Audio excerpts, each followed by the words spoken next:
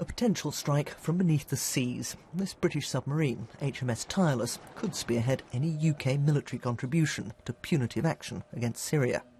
So what would be the aim of any such strike?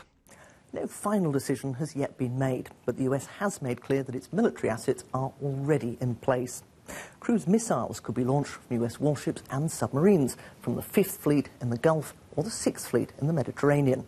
And like HMS Tireless, they can fire Tomahawk cruise missiles from over 1,000 miles away from their target. And the most likely targets are the Syrian regime's military command and control, especially any command believed to be involved in the use of chemical weapons. But there are voices urging caution over where even seemingly limited military action could ultimately lead.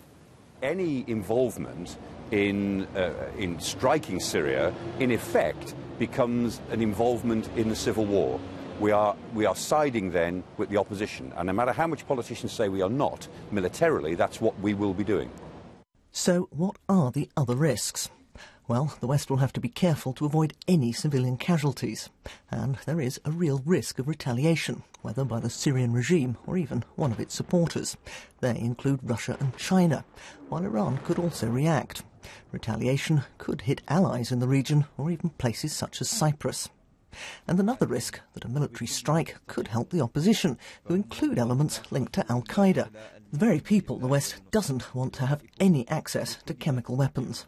Whatever good might be done by sending a message to President Assad that he shouldn't use chemical weapons, unless such a strike is within an overall strategy which has a beginning, a middle and an end, then we are effectively kicking the ball down the pitch and waiting to see which way it bounces. That's not a good strategy, and that's not a good way to think about finishing something when you start it.